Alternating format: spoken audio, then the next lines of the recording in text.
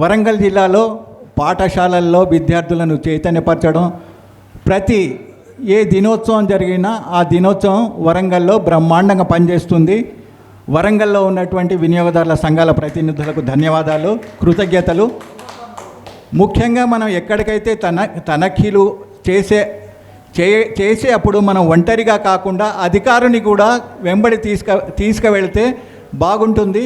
అధికారి ద్వారా మనం చేయించాలా కానీ మనము తనఖీ చేసేటువంటిది లేదు. అటువంటప్పుడు మనల్ని బ్లేమ్ చేసేటువంటి అవకాశం ఉంది. ఎందుకంటే నిన్న ఐఏఎస్ ఆఫీసర్ గారు కూడా చెప్పారు, చాలామంది ఇలాంటి వాటికి పాల్పడుతున్నారు అనేది. అందుకోసం మనం ఏమైనా చేస్తే మాత్రం ఫస్ట్ అధికారి దృష్టికి తీసుకెళ్ళాలా. అధికారిని వెంబడి తీసుకెళ్ళి చేస్తే మాత్రం అలాంటప్పుడు మనకు బ్లేమ్ చేసేటువంటి అవకాశం ఉండదని మీ అందరికీ నేను కోరుకుంటున్నాను. ఇప్పుడు ఓకే చేశారు. మీ విషయం చెప్పట్లేదు, నేను వేరే వాళ్ళ విషయం చెప్తున్నాను. మీరు బాగా చేస్తున్నారు, అధికారులతోటే చేస్తున్నారు. అధికారులు లేకుండా పోయేటువంటి అధికారం మనకు లేదు, మనం అలా చేయకూడదనే విషయాన్ని చెప్తున్నా, దయచేసి అర్థం చేసుకోండి. ఇప్పుడు కాళిదాస్ గారు కూడా అనేక సమస్యలను పరిష్కరించడంలో వారి కృషి అమోఘం. గత కొన్ని సంవత్సరాలుగా పూర్తిగా వినియోగదారుల ఉద్యమం కోసమే పనిచేస్తున్నారు కాళిదాస్ గారు. వేదికను అలంకరించిన పెద్దలు, మనంతా కూడా వేదికమైనటువంటి చాలా యోధులు వినియోగదారుల ఉద్యమంలో పాల్గొన్నటువంటి, కానీ పేర్లు మనకు వారి పేరు తెలివే కానీ ఇక్కడికి పిలిచిర్రంటే వాళ్ళు అందులో దిట్ట కాబట్టి పిలిచిర్రు. దిట్ట లేని వాళ్ళు ఎవరు లేరు. వినియోగదారుల యొక్క చైతన్యం యొక్క 1986 నుంచి వచ్చిందనేది విన్నదో నాకు వీరి పేరు హరిప్రసాద్ గారు, హరిబాబు గారు చాలా చక్కగా వివరించారు. వారు ఆ ఏజ్లో 20-30 సంవత్సరాలు చేస్తున్నారు. యాజ్ ఏ మున్సిపల్ కమిషనర్గా ఉంటూ నిజంగా చక్కటి చెప్పారు. మాకు కూడా తెలియని విషయాలున్నాయి. ఇప్పుడు ప్రాంత లెవెల్లో అంటే స్టేట్ లెవెల్లో ఏదైతే వినియోగదారుల యొక్క హక్కులు హరింపబడుతున్నటువంటి వాటిని ఎందుకు మనము తీసుకుపోలేకపోతున్నాము అనేటువంటిది శంకర్లాల్ గారు చెప్పారు. కారణం ప్రభుత్వాల యొక్క నిర్లక్ష్యం. మరి ఇప్పుడు రాజీవ్ గాంధీ గారు తెచ్చినటువంటి యొక్క 86 యొక్క చట్టం అది. మరి అయినప్పుడు మనం ఎందుకు కాంగ్రెస్ వాళ్ళను పరిపాలన, మనం అడిగే హక్కు ఉంటుంది, మనం సాధించుకునే హక్కు ఉంటుంది. తప్పకుండా ఉద్యమం తీసుకురావాలి. 1,00,000 మంది 1,00,00,000 మందితో మనం చేయలేము. ఆయమన్నోళ్ళు 5-10 మంది చాలు అడగడానికి. హక్కు అది. కేంద్ర ప్రభుత్వం ఇచ్చే నిధులను రాష్ట్ర ప్రభుత్వం ఖర్చు పెడుతుంది. రాష్ట్ర ప్రభుత్వం ద్వారా జిల్లాలకు వస్తున్నాయి. ఈరోజు జిల్లాలో మా పరిస్థితి ఏంటంటే, మా రతన్ సింగ్ గారి యొక్క గురుగారు ఆధ్వర్యంలో వారు 30 సంవత్సరాలు చేస్తున్నారు. మేము వారికి ఒక 20-15 సంవత్సరాలు తోడుగా ఉంటున్నాము. వారి యొక్క age 76 years running. Even though స్వంత ఖర్చులతోని, స్వంత వాహనంతో ఎలాంటి యొక్క ఆపేక్షణ లేకుండా ప్రతి అధికారి నిలదీసి ఆ యొక్క ఏజ్లో కూడా సొంత వాహనము మాది, మా యొక్క వాహనాన్ని అందరూ ఏమంటారంటే వినియోగదారుల చైతన్య రథం అంటారు మనల్ని. కానీ మేము బోర్డు ఏం పెట్టుకోవాలి అక్కడ. మేము వినియోగదారుల చైతన్య రథం అదే వచ్చింది ఇక్కడికి మాది. ఈ విధంగా ఎక్కడ సమస్య ఏర్పడ్డా అక్కడికి వెళ్ళి మేము ఫోన్ల ద్వారానే సాధిస్తామండి. చాలా వరకు ఇప్పటికి దాదాపు 25 కేసులు మేము సాధించినాం కేవలం ఫోన్ల ద్వారానే. రీసెంట్లీ నిన్నటి ఒక టీవీ ఒకటి వచ్చింది, ఎవరు అడిగారు ఇందులో, మేము అది సాధించాం కేవలం ఫోన్ల ద్వారానే. కాకపోతే కేసు కమిషన్లో వేసి, జిల్లా కమిషన్లో వేసి 72,000 రూపాయల యొక్క ఆ టీవీ, కొత్త టీవీని ఆయన టీవీ మేము ఇవ్వలేము డబ్బులు ఇస్తామన్నాడు. చెక్ కూడా తీసుకొచ్చి ఒక వినియోగదారునికి అప్పచెప్పడం జరిగింది రీసెంట్లీ. అంతేకాకుండా ఒక 2 నెలల క్రితం పండ్లు వరంగల్ యొక్క ఈ వాహనాల ద్వారా పంపిస్తున్నటువంటి ప్రైవేటు వాహనాలు, ప్రైవేటు వాళ్ళ ద్వారా పండ్లు ఇక్కడి నుంచి ఒక హాస్టల్కి పంపాలి హైదరాబాద్కి. వాళ్ళ అమ్మాయికి పండ్లు పంపాడు. ఎన్ని 100 రూపాయలు, 2,000 రూపాయల పండ్లు పంపాడు. పండ్లు అంటే మనకు జనరల్గా వాళ్ళని అడిగారు ముందే, ఇదే రోజు పోతాయి సార్, మీకు ఏం అభ్యంతరం లేదు, దానిమ్మ పండ్లు, యాపిల్ పండ్లు ఏం ఖరాబు కావు, నా జిమ్మేదారు అన్నాడు ఆయన. పాపం ఎంత అయితే ఖర్చు అంటే ఒక 600 రూపాయలు 300 రూపాయలు ఖర్చు అవుతుంది అన్నాడు. సరే ప్యాకింగ్ కూడా మంచిగా చేసిండు, ఆ డబ్బా మొత్తం చేసిండు, అప్పచెప్పాడు. ఆ పండ్లు పంపడం జరిగింది. ఎన్ని రోజులకు పంపిండు? 3 రోజులకు పంపిండు ఆయన. ఎట్లా ఖరాబ్ అవుతాయి అవి? సీల్ చేసినటువంటే కాదు, 3 కాదు 4 రోజులకు పోయి అక్కడికి చూస్తే అంతా ఖరాబ్ అయినాయి. ఆ పండ్ల ఫోటోలు తీసి ఆ అమ్మాయి వాళ్ళ నాన్నకు పంపింది. ఏం నాన్న, ఏం పండ్లు ఇవి మీరు పంపారు, కానీ అవి ఎందుకు పనికి రాకుండా అయినాయి? ఆ విషయాన్ని తీసుకొని నేను, రతన్ సింగ్, ఇంకో 2 మా ఉద్యమకారులు పోయి అడిగితే, సార్ మేము పంపినాం సార్, అది ఆ రోజే పంపినాం సార్. చూడు డేట్ చూడండి, మాకు వచ్చినటువంటి ఫోటోలు చూడండి. చాలా భయపడ్డారు. ఆమె ఒకప్పుడు ఒక వార్డు మెంబర్ అట. ఆ పంపిన యొక్క దాని యొక్క కొరియర్ యొక్క షాప్ ఓనర్. మేము పోయినాం అంతే. సార్ మీరు దయచేసి ఏమనుకోవద్దు, నేను అతన్ని పిలిపించుకొని అతనికి సమాధానం చెప్పి మీరు ఇక్కడ రాకుండా చేస్తా సార్ అన్నది. వితిన్ షార్ట్ పీరియడ్లో ఒక 1000 రూపాయలు ఏదో మొత్తం మీద అతనికి ఇచ్చేసి మా ప్రమేయం లేకుండా చేసినటువంటి యొక్క కొరియర్ సర్వీస్ వాళ్ళు, అది కూడా రీసెంట్లీ మేము సాల్వ్ చేసాం. ఈ విధంగా చిన్నవి, ఒక టైర్ కొత్త వాహనం, అది నాదే వాహనం వాస్తవం చెప్పాలంటే. TSFE 7746 నెంబర్ గల కారు. ఒక సంవత్సరంన్నర కింద నేను కొత్త కారు కొన్నా. దాని టైరు యాక్చువల్గా ఇంత ఉబ్బు లెక్క వచ్చి పాట్ పన్నది, పనికి రాకుండా ఇది. ఆ యొక్క టైర్ని తీసుకుపోయి మేమైతే మీరు ఫోటోలు తీసుకొని రావాలి, ఇట్లా టైర్ ఎందుకు తీసిర్రు అని అడిగాడు. సరే మంచిది, ఫోటోలు తీసుకొని అంత పోయినాం. టాటా కంపెనీకి పోతే వాడు అన్నాడు. సరే అది మా పరిధిలో లేదు, మ్యానుఫ్యాక్చరింగ్ ఫ్యాక్టరీ అన్నాడు. మరి మ్యానుఫ్యాక్చర్ ఎక్కడా చెప్పాడు.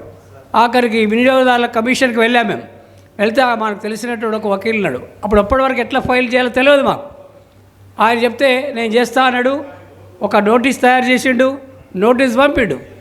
వితిన్ 1 మంత్ మనకు ఫోన్ చేశారు వారు, సార్ మీరు ఇక కేసు పెట్టకండి, కాకపోతే మేము ప్రయత్నం చేస్తాం, మీకు వితిన్ షార్ట్ పీరియడ్లో మీ టైర్ వచ్చేస్తుందని చెప్పి హామీ ఇచ్చారు. ఇచ్చిన తర్వాత సరే ఊరుకున్నాం. 1 మంత్ తర్వాత పోతే, సార్ టైర్ వచ్చింది కానీ 3000 రూపాయలు విలువగల సార్, అంతే, ఇంకా 2000 మీరు కట్టాలి అదనంగా, టైర్ తీసుకుపోవాలి. అది మా యొక్క రూల్స్ సార్, అంతే, 3000 కంటే ఎక్కువ రావు ఐస్ పర్ రూల్స్ ప్రకారం అన్నారు. మరి ఎంతవరకు కరెక్టో నాకు కూడా తెలియదు కాబట్టి, సరే 3000 ఆ టైర్ అట్లాగే ఉంచండి. నేను ఆల్రెడీ కార్ నడవకపోతే నడవదు మాకు, ఆల్రెడీ టైర్ వేయించుకున్నా. కానీ ఇప్పుడు ఆ 3000 విలువ గల టైర్ అక్కడ వచ్చింది, అది తీసుకోవాల్సిన అవసరం ఉంది. ఇప్పుడు నాకు టైర్ అవసరం లేదు కాబట్టి అట్లాగే ఉంచుతున్నా. నేనేం చెప్పాను, ఎట్లాగో టైర్ వేసుకున్నా కదా సార్, ఎవరైనా కొనటానికి వస్తారు, వచ్చినప్పుడు వాళ్ళకి చెప్పండి, మాకు అదే 3000 ఇవ్వండి అన్న. అట్లా ఉండదు సార్ రూల్స్ అన్నాడు. సరే ఏ రూల్స్ ఉంటాయో తర్వాత నేను తెలుసుకుంటా, కానీ మేమైతే కన్జ్యూమర్ అవగాహన కల్పించే వాళ్ళం మా యొక్క టీం అంతా. మీరైతే ఎట్లా అన్నారు, తర్వాత మేము వస్తామని చెప్పి ఇంటారు పోలేదు. ఇది విషయం. ఈ విధంగా ఎన్నో సమస్యలు మేము చేశాము. ఇప్పుడు వీరు చెప్పిన హరిబాబు చెప్పిన ప్రకారంగా వాస్తవానికి ఎన్ని కమిటీలు ఉంటాయని కూడా తెలియదు. ఇప్పుడు ఆ కమిటీలు నిజంగా జిల్లా లెవెల్లో మనం నియమించేటువంటి అర్హత మనకుంది అని చెప్తున్నారు వారు. ఆ హక్కులను పోరాడి సాధించుకోవాలంటున్నారు. మరి పోరాటాల యొక్క వీరులు మీరే. ప్రాంతంలో కమ్మంటే మేము వస్తాం. ఇప్పుడు ఉన్నటువంటి యొక్క ఈ మంత్రి గారు ఏదైతే ఉన్నారో పౌర సరఫరాల మంత్రి చేస్తారనేటువంటి గ్యారంటీ నాకుంది. కానీ మనం వెళ్ళాలి, కంపల్సరీ చేస్తారు. వారికి కూడా ఈ అవగాహన కల్పించాలి, ఇట్లా ఉంటుంది, ఇట్లా ఉంటుంది, ఇట్లా ఉంటుంది. ఎందుకంటున్నా అంటే ఇప్పుడు రీసెంట్లీ మాకు ఒక సమస్య ఏర్పడ్డది, అది కూడా మీకు మీ దృష్టికి తీసుకొస్తున్నాను. జిల్లా పరిషత్ ఆవరణలో consumer information centre, district consumer information centre ఉంది. 30 సంవత్సరాలు 2001 నుంచి మేము మా హ్యాండ్ ఓవర్లో వచ్చి పనిచేస్తున్నాం. రతన్ సింగ్ గారి యొక్క హ్యాండ్ ఓవర్లో దాదాపు ఒక 10 years నుంచి పనిచేస్తలేరట మీరని చెప్పి మాకు ఒక కంప్లైంట్ వచ్చింది.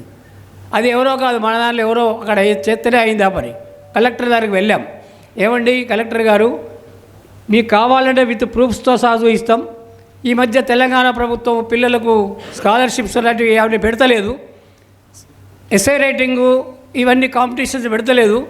ప్రతి స్కూల్ నుంచి మేము దాదాపు 300-400 మంది యొక్క విద్యార్థులకు కాంపిటీషన్ నిర్వహించినాము.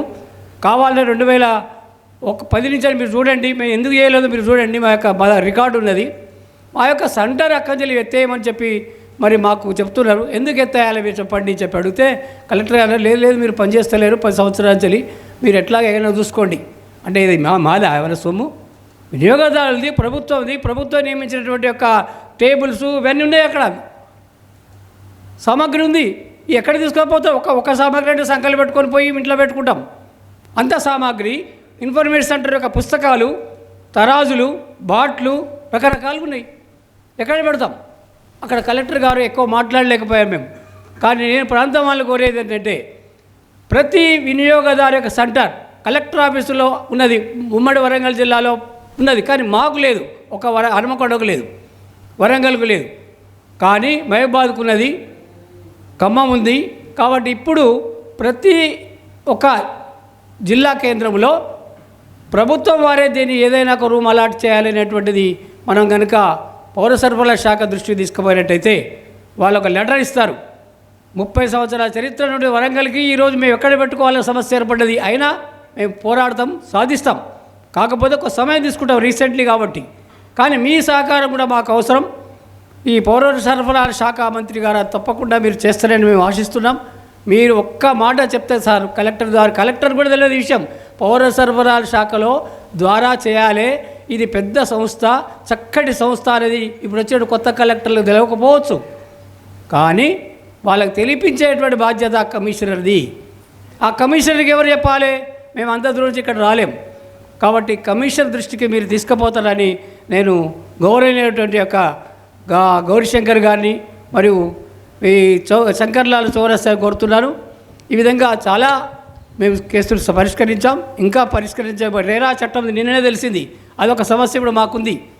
అది చేయాల్సిన అవసరం ఉంది. సార్ కూడా నిన్న చాలా వివరాలు తెలుసుకున్నాడు. రేరా చట్టము ఏ విధంగా పనిచేస్తుంది ఇప్పుడు మా దగ్గర ఉంది, అది కూడా చేస్తామనేటువంటి యొక్క ఆశ ఉంది. ఈ విధంగా మరి చాలామంది మాట్లాడింది కాబట్టి ఇంకా మేము మా యొక్క సార్ అన్నట్టు మా యొక్క జీవితం ఉన్నంత వరకు ఎంత వయోవృద్ధులైనప్పటికీ మేము మా చైతన్య రథము మా రతన్ సింగ్ ఉన్నంత వరకు, అంటే ఆ తర్వాత జయలలిత గారు రతన్ సింగ్ ఉన్నంత వరకు కార్యక్రమాన్ని అందరూ మేము పిచ్చోళ్ళు అంటారు. పిచ్చోళ్ళు వీళ్ళు ఏం తిరుగుతారా? ఒకటే తిరుగుడు. ఏం చేస్తారా మీరు? ఏం సాధించలేరు. ప్రతి ఒక్క టాపిక్ను వారు చక్కగా ఒక పాంప్లెట్ తయారు చేస్తారు. వారు ఏది ఆ ఏజ్లో 76 ఏళ్ళ వయసులో రాత్రి 3 గంటలకు లేస్తాడు. టాపిక్ 3 రోజులైతే టాపిక్ ఇక ప్రవేశపెట్టాలి ఆ యొక్క మీటింగ్లో. అది ఎట్లా తయారు చేస్తాడు. ఇక చట్టాల యొక్క హక్కులు అంటే సేమ్. ఒక్క టాపిక్ను మాత్రం 2 పారాగ్రాఫ్లు చక్కగా రాస్తే అయిపోయాయి. మిగతా అవే హక్కులు ఎప్పుడు చేంజ్ కావు. ఆ విధంగా ఏ సంవత్సరం ఏ చట్టం వచ్చింది, ఏ సంవత్సరం ఏ టాపిక్ ఉన్నదని చెప్పి కూడా అన్నీ రాస్తాడు కింద, అలా అవగాహన కలగాలని. అవన్నీ చేసి ఇప్పటికి కూడా వారు తీసుకొచ్చారు ఎన్నో పాంప్లెట్ నిన్న పెంచారు. ఇవాళ ఫుడ్ సేఫ్టీ గురించి కూడా తీసుకొచ్చి రెడీ ఉన్నాయి. వారు మాట్లాడిన తర్వాత పంచడానికి సిద్ధంగా ఉన్నారు. అట్లాగే ప్లాస్టిక్ కూడా రీసెంట్లీ తయారు చేసే ప్లాస్టిక్ సంబంధించినటువంటి పాంప్లెట్స్ కూడా ఉన్నాయి ప్లాస్టిక్ నిషేధానికి. ఈ విధంగా మనం ఏం చేయాలనేటువంటిది చాలా విషయాలలో మా గురువుగారి యొక్క ఆధ్వర్యంలో మేమంతా పనిచేస్తున్నాం. చక్కటి అవగాహన కల్పిస్తున్నాం. కాబట్టి ఇంకా మాకు కల్పించేటువంటి ఉత్సాహాన్ని మీరు కల్పించాలి. యొక్క స్టేజ్ మీద పిలిచి మీ అందరికీ దీనికి నిర్వాహకులకు ధన్యవాదాలతో, ముఖ్యంగా నల్గొండ జిల్లా వాళ్ళు దీన్ని ఎక్కువ నిర్వహిస్తున్నారు చెప్పి వాళ్ళందరికీ పేరున మరి ఇంత చక్కటి అకామిడేషన్ కల్పించి, చక్కటి భోజనం అరేంజ్ చేసి, నాన్ వెజ్ అరేంజ్ చేసి, మంచిగా టిఫిన్స్ అరేంజ్ చేసి, ఛాయలు టైంకు అరేంజ్ చేసి మాకు చక్కటి మరి ప్రోగ్రాంలో మరి అది కల్పించినందుకు మీ అందరికీ పేరున ధన్యవాదాలతో ముగిస్తున్నాను. జై హింద్. ధన్యవాదాలు కాళిదాస్ గారు. మనలాంటి వాళ్ళు ఉన్నారు కాబట్టే ఉద్యమం ఇప్పటివరకు నిలబడింది. మన తర్వాత కూడా ఉద్యమం ఆగొద్దు. కొత్త తరానికి కూడా అవకాశం ఇద్దాము. ఎవరైనా తప్పుదారి పోతూ ఉంటే వాళ్ళకి పక్కకి పిలిచేది, బాబు నువ్వు పోయే దారి తప్పిది, నువ్వు ఆ దారి కాదు, నువ్వు దారి మార్చుకుంటావా మార్చుకోవా, నువ్వు మార్చుకో, బాగుపడు. ఖైదీలు దొంగతనం చేస్తారు, ఖైదీకి పంపిస్తారు, 1 సంవత్సరం ఉంచుతారు, 2 సంవత్సరాలు ఉంచుతారు, వాళ్ళలో ఏదో మార్పు రావాలని. అదేవిధంగా నూతనంగా ఏదో ఎవరో చెప్పారని సంఘం పెట్టుకోమని చెప్పంగానే కొంతమంది పాపం అమాయకులు డబ్బులు కట్టేసి సంఘంలో ఒక కార్డులు తీసే, మనం 1000 రూపాయలు కడితే మనకు ఒక కార్డు ఇస్తారంట అని ఆశకు ఆ కార్డు తీసుకుంటున్నారు. కార్డు తీసేసుకొని షాపులలకు అటు ఇటు పోయి వాళ్ళు అవినీతికి ఏదో చెయ్యొచ్చు, ఏదో సాధించవచ్చు అన్నట్టు పాటుపడుతున్నారు. అలాంటి వాళ్ళు చేయబట్టి మనం మంచిగా పనిచేసే వాళ్ళకు కూడా చెడ్డ పేరు వచ్చే అవకాశం ఉంది. అలాంటప్పుడు వాళ్ళు మన దృష్టికి ఎప్పుడైనా వస్తే, బాబు ఇట్లా నువ్వు చేసే పని అది కాదు, నువ్వు ఇట్లా చేస్తే ఇట్లా అవుతావు, నువ్వు ఎన్ని రోజులు కూడా ఉండవు, ఒక నెల రెండు నెలల్లోనే నీది చాప్టర్ క్లోజ్ అయిపోద్ది. నువ్వు చిరకాలం సేవ చేయాలనుకుంటే మాత్రం ఇగో మా మార్గం ఇది, ఈ మార్గంలో నువ్వు నడుస్తే మాత్రం నువ్వు చిరస్థాయిగా నిలిచిపోతావు ఉద్యమంలో అనే విషయాన్ని వాళ్ళకి ఎప్పుడైతే వివరిస్తామో, వాళ్ళకి ఎప్పుడైతే జ్ఞానోదయం కలిగిస్తామో, వాళ్ళు కూడా మంచి మార్గంలో ఇష్టం ఉంటే మన మూమెంట్లో వస్తారు, ఇష్టం లేకుంటే మన మూమెంట్లోకి వెళ్ళి తొలగిపోతారు. కొన్ని సందర్భాలలో నాకు కొంతమంది అడిగారు, నాకు సెంట్రల్లో నాకు ఇన్ఫ్లుయెన్స్ ఉంది, సెంట్రల్లో వాళ్ళు తెలుసు వీళ్ళు తెలుసు, కన్జ్యూమర్ ఆర్గనైజేషన్ స్టార్ట్ చేయమన్నారు, చేంజ్ చేస్తే బాగుంటుందా, ఏమైనా లాభం వస్తుందా అంటే లాభం ఏం రాదు బాబు, ఇది స్వచ్ఛంద సేవా కార్యక్రమం, ఇది చేస్తే బాగుంటుంది. నువ్వు ఏదైనా అవకతవకలకు పాడుపడ్డావంటే ఒకసారి సంపాదించుకోగలవు, రెండోసార్లు సంపాదించుకోగలవు, తర్వాత నీకు వచ్చే చెడ్డ పేరు అది జీవితాంతం ఉండిపోతుంది అనే విషయాన్ని వాళ్ళకు తెలియపరిచిన తర్వాత మీరు చెప్పేది వాస్తవం అని వెనక్కి తగ్గిపోయిన వాళ్ళు కొంతమంది ఉన్నారు, ఉత్సాహంగా పనిచేసే వాళ్ళు కూడా మరికొంతమంది ఉన్నారు. కాబట్టి అలా చేయడమే మంచిది. మన తలలో ఎంటికలన్నీ తెల్లబడుతున్నాయని తెల్ల ఎంటికలన్నీ పీక్కుంటూ పోతే చివరికి ఏం మిగిలవు మనకు. అందుకోసం అందరికీ ఆహ్వానిస్తాం, అందరికీ అధికారాలు ఉన్నాయి, అందరూ సంఘాలు పెట్టుకుంటున్నారు, మన గ్రామాలలో పెట్టుకుంటున్నారు, ఢిల్లీ స్థాయిలో కూడా సంఘాలను పెట్టుకుంటున్నారు. మంచి సంఘాలనే ప్రజలు ఆదరిస్తారు, చెడు చేసే సంఘాలను తరిమి కొడతారు అనే విషయాన్ని మనం మర్చిపోవద్దు.